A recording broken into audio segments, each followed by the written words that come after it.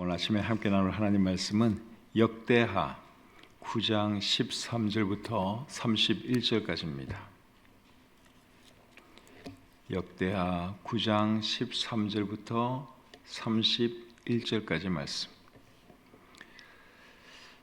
제가 다 읽어드리겠습니다. 솔로몬의 세입금의 무게가 금 666달란트요 그 외에 또 무역상과 객상들이 가져온 것이 있고 아라비아 왕들과 그 나라 방백들도 금과 은을 솔로몬에게 가져온지라.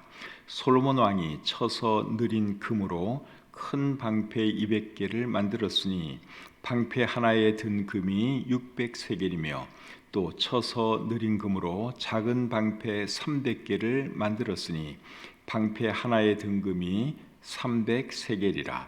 왕이 이것들을 레바논 나무 궁에 두었더라.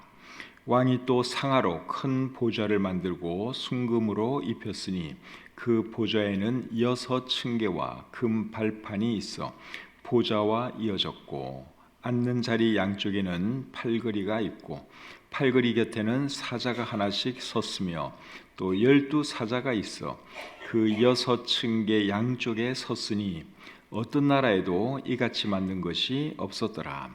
솔로몬 왕이 마시는 그릇은 다 금이요 레바논 나무궁의 그릇들도 다 순금이라.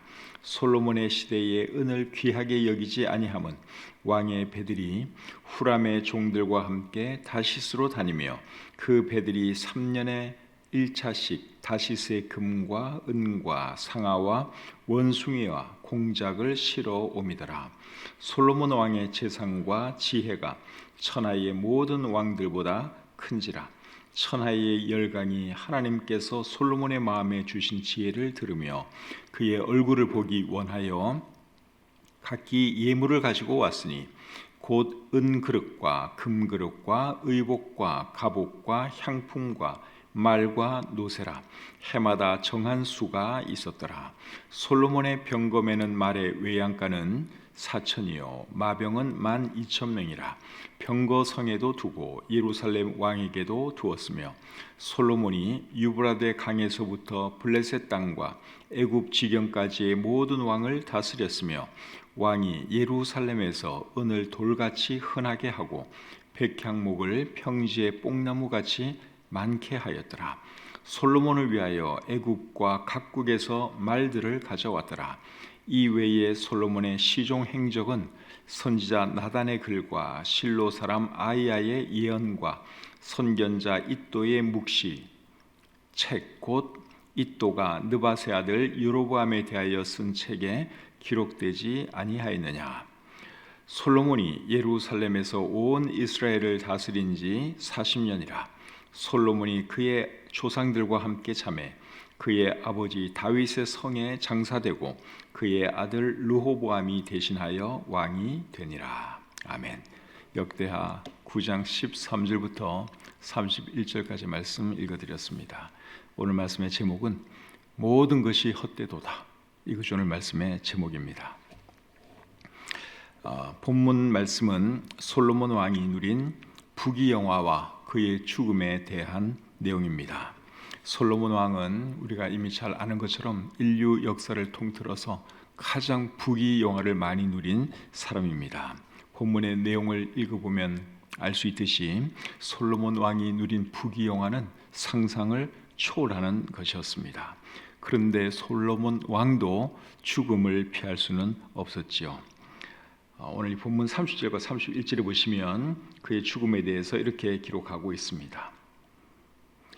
솔로몬이 예루살렘에서 온 이스라엘을 다스린 지 40년이라. 솔로몬이 그의 조상들과 함께 잠에 그의 아버지 다윗의 성에 장사되고 그의 아들 르호보암이 대신하여 왕이 되니라. 솔로몬 왕도 결국 죽고 말았습니다. 이 설교를 준비하기 위해서 본문을 묵상하다가 어떤 말씀이 생각났는가 하면 헛되고 헛되며 헛되고 헛되니 모든 것이 헛되도다. 이 말씀이 생각났습니다. 그래서 오늘 말씀의 제목을 모든 것이 헛되도다 그렇게 정했습니다. 본문에 어떤 내용이 기록되어 있는지 살펴보겠습니다. 13절, 14절 제가 다시 한번 읽겠습니다. 솔로몬의 세입금의 무게가 금 666달란트요.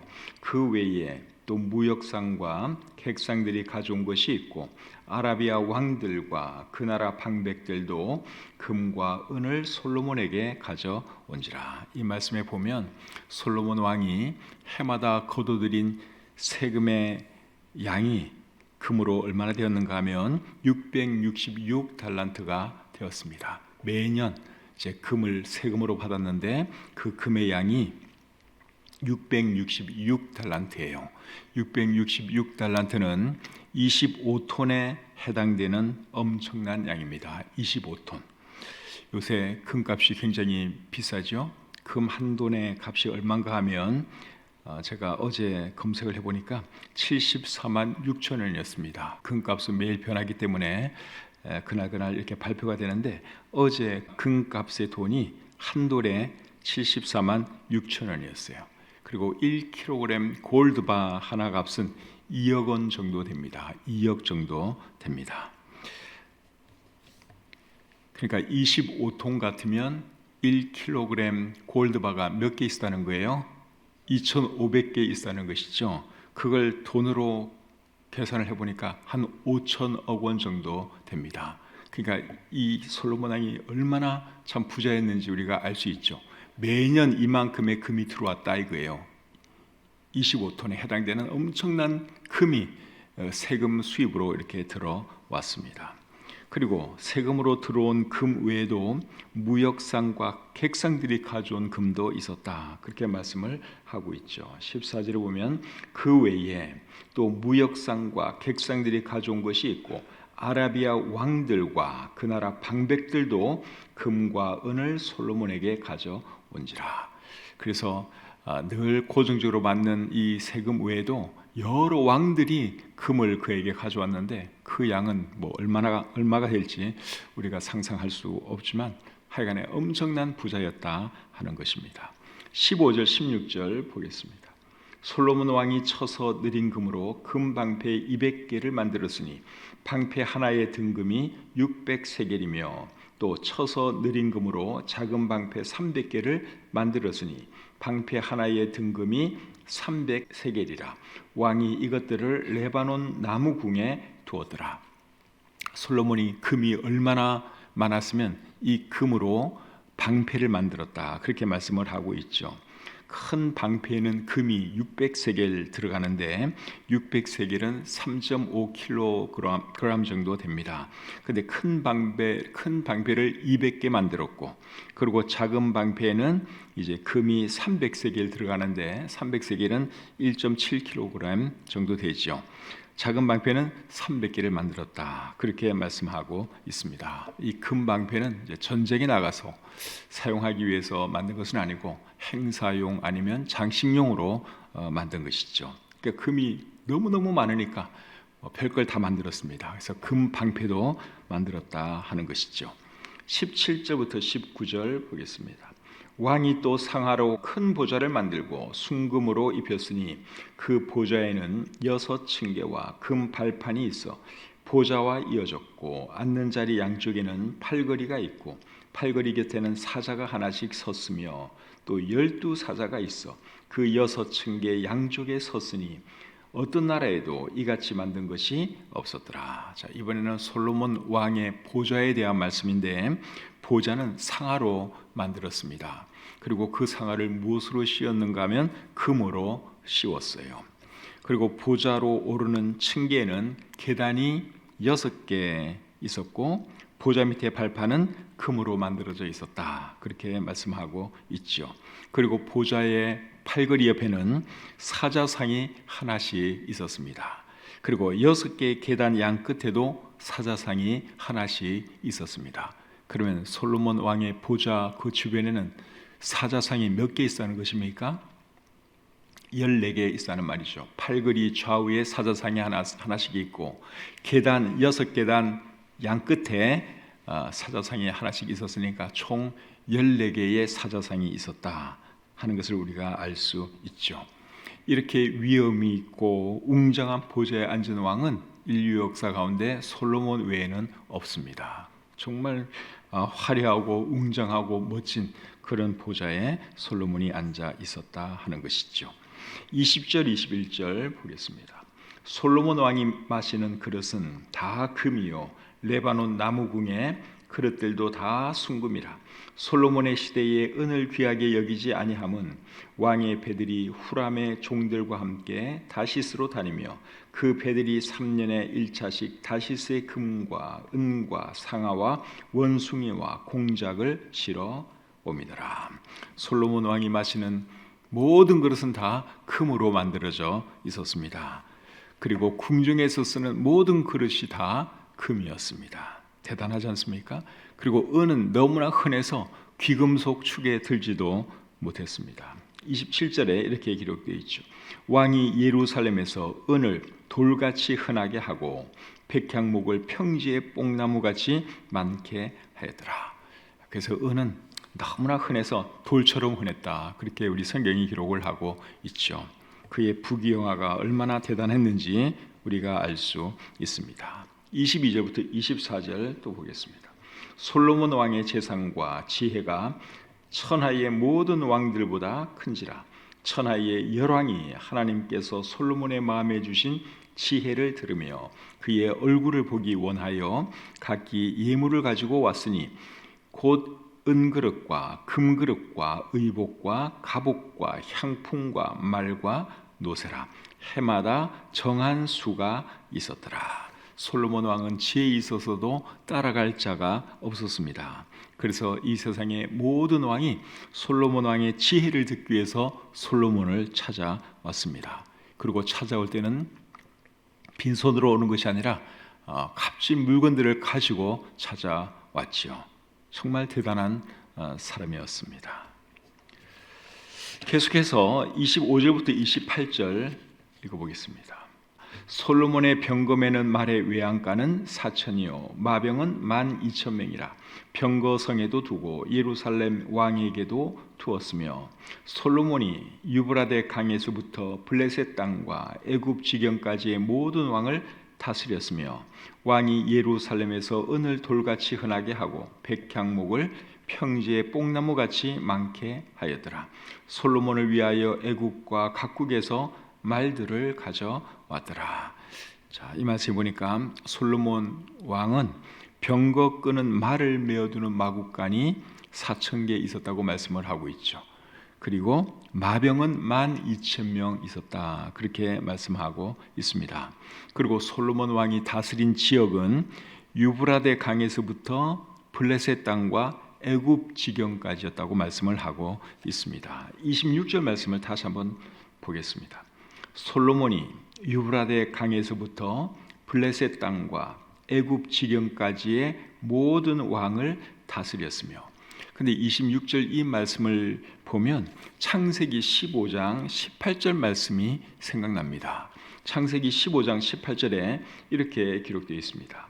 그날에 여호와께서 아브라함과 더불어 언약을 세워 이르시되 내가 이 땅을 애굽 강에서부터 그 큰 강 유브라데까지 내 자손에게 주노니. 하나님께서 아브라함에게 내 자손에게 이런 땅을 줄 것이다. 그렇게 말씀을 하시면서 땅의 경계를 말씀을 하셨지요. 그 경계가 어떻게 됩니까? 애굽 강에서부터 그 큰 강 유브라데까지 내 자손에게 주노니. 그렇게 말씀을 하고 있습니다. 근데 이 말씀이 솔로몬 왕 때 이루어진 것 같지는 않아요. 이 말씀이 완전하게 이루어지지는 않았습니다. 아브라함에게는 주겠다고 약속을 했고 유브라데 강까지 그 정도의 땅을 주겠다고 약속을 했고, 솔로몬 왕은 그 정도의 땅을 다 얻은 것은 아니고 그 지역까지 다스렸다. 그 지역에 있는 왕들을 다스렸다. 그렇게 기록을 하고 있기 때문에 하나님께서 아브라함에게 하신 이 약속이 솔로몬 시대에 이루어질 뻔했는데 이루어지지는 않았습니다. 그러면 이 말씀은 언제 이루어질까요? 아직도 이루어지지는 않았어요. 이 말씀은 최종적으로 천년왕국 때 이루어질 것입니다. 하나님께서 이스라엘 백성에게 하신 약속 중에서 아직 이루어지지 않은 것은 언제 다 이루어지느냐? 천년 왕국 때 이루어질 것입니다. 근데 어쨌든 이 범위 비슷한 그 지역을 솔로몬 왕이 지배를 했다 하는 거예요. 그곳의 왕들을 그가 다스렸어요. 그러나 그 땅이 완전히 이스라엘 소유가 된 것은 아니었기 때문에 창세기 15장 18절 말씀이 온전히 이루어진 것은 아니다 하는 것입니다. 이 말씀은 천년 왕국에 가서 이루어지게 될 것입니다. 그래서 솔로몬 왕이 정말 부귀영화를 많이 누리다가 결국은 어떻게 되었죠? 죽었어요. 그의 결론은 죽었다 하는 것이 오늘 이 본문의 내용입니다. 그런데 여러분, 솔로몬 왕에게 부귀영화를 주신 분은 누구시죠? 하나님이시죠. 하나님께서 그에게 부귀영화를 누리게 해 주셨습니다. 열왕기상 3장에 보시면 솔로몬이 하나님을 위해서 1000번제를 드렸습니다. 그것이 너무너무 기특해서 하나님께서 솔로몬의 꿈에 나타나셔서 내가 너에게 무엇을 해주기를 원하느냐? 너는 나에게 구하라. 그렇게 말씀을 하셨습니다. 그때 솔로몬이 무엇을 구했는가 하면 지혜를 구했습니다. 나에게 지혜를 주십시오. 지혜를 구했어요. 그때 하나님은 지혜도 주셨고 그리고 구하지 아니한 부귀영화도 그에게 주시겠다고 약속을 해 주셨죠. 그래서 솔로몬이 누린 그 모든 부귀영화는 사실은 하나님의 복으로 그가 누리게 된 것입니다. 그러면은 솔로몬 왕이 어떻게 살아야 되겠습니까? 하나님께 영광 돌리면서 살아야 하겠죠. 처음에는 솔로몬 왕이 그렇게 살았습니다. 그래서 성전도 하나님께 지어드리고 정말 하나님을 잘 섬겼어요. 근데 평생 그렇게 살았으면 정말 좋을 뻔했는데 평생 그렇게 살지는 않았어요. 갈수록 점점 타락하기 시작했습니다. 그래서 아내들도 많이 얻고 말들도 더 많이 갖고 그리고 은금 보화도 더 많이 가지게 되었습니다. 어느 선에서 적당히 만족하고 모든 것을 주님을 위해서 드리고 하나님의 영광을 위해서 살았으면 정말 좋을 뻔했는데 솔로몬이 그러지를 않았다는 것입니다. 신명기 17장 16절과 17절에 보시면 이스라엘의 왕이 될 사람은 세 가지를 많이 갖지 말라고 하나님께서 말씀을 하셨습니다. 그 세 가지가 뭡니까? 병마와 아내와 은금이지요. 그 말씀을 제가 한번 읽어드리겠습니다. 신명기 17장 16, 17절입니다. 그는 병마를 많이 두지 말 것이요 병마를 많이 얻으려고 그 백성을 애굽으로 돌아가게 하지 말 것이니 이는 여호와께서 너희에게 이르시기를 너희가 이후에는 그 길로 다시 돌아가지 말 것이라 하셨음이며 그에게 아내를 많이 두어 그의 마음이 미혹되게 하지 말 것이며 자기를 위하여 은금을 많이 쌓지 말 것이니라. 세 가지를 많이 갖지 말라 그랬는데 그 세 가지가 병마와 아내와 은금, 이 세 가지를 많이 가지면 안 된다. 그렇게 하나님께서 말씀을 하셨습니다. 그런데 솔로몬 왕은 이 세 가지를 다 많이 가졌죠. 그렇게 한 결과가 뭔가 하면 이 사람이 타락하게 되었다는 거예요. 적당한 은금을 가지고 적당한 아내를 두고 또 적당한 마병을 가졌다면 크게 문제 안 돼요. 그런데 이 솔로몬 왕은 하나님께서 많이 갖지 말라고 한 이 세 가지를 엄청 많이 가진 것입니다. 그러다 보니까 이 사람이 결국 타락한 삶을 살게 되었죠. 타락한 삶을 살다가 솔로몬이 뭘 깨달았는가 하면 돈도 헛되고 권세도 헛되고 명예도 헛되고 모든 것이 헛되다 하는 것을 깨달았습니다. 그것을 깨닫고 나서 기록한 책이 무슨 책일까요? 전도서예요. 전도서 1장 1절 2절 말씀 제가 한번 읽어드리겠습니다. 다윗의 아들 예루살렘 왕 전도자의 말씀이라. 전도자가 이르되 헛되고 헛되며 헛되고 헛되니 모든 것이 헛되도다. 많은 은금도 가져보고 쾌락도 누려보고 많은 아내들도 가져보았지만 그 모든 결론이 다 헛되다 하는 것이 솔로몬 왕이 한 말입니다. 전도서의 결론은 뭔가 하면 12장 13절 14절에 기록되어 있습니다. 일의 결국을 다 들었으니 하나님을 경외하고 그의 명령들을 지킬지어다. 이것이 모든 사람의 본분이니라. 하나님은 모든 행위와 모든 은밀한 일을 선악간에 심판하시리라. 이것이 솔로몬이 깨달은 거예요. 재물도 헛것이고 명예나 권세가 다 헛것이로구나. 결국 사람은 하나님을 잘 경외하면서 살아야 한다 하는 것이 그가 최종적으로 내린 결론입니다. 솔로몬 왕이 잠언 전도서를 기록했는데 잠언 전도서를 기록한 목적이 뭐겠습니까? 사람들로 하여금 자기가 범했던 실수를 저지르지 않도록 하기 위해서 지혜에 그린 잠언을 기록했고 그리고 전도서를 기록한 것이죠. 그래서 우리가 솔로몬 왕이 범했던 실수를 안 하려면 우리도 잠언을 많이 읽어야 되고 전도서를 한 번씩 읽어야 합니다. 그래야지 내가 이렇게 살면 안 되는 거구나, 하나님 경외하면서 사는 것이 후회 없는 인생이로구나 하는 것을 깨달으면서 바르게 살아갈 수가 있죠. 하나님을 떠나서는 돈도 명예도 권세도 아무런 의미가 없다는 사실을 기억하시고 늘 하나님을 잘 섬기면서 살아가는 저와 여러분이 다 되시기를 우리 주님의 이름으로 축복합니다.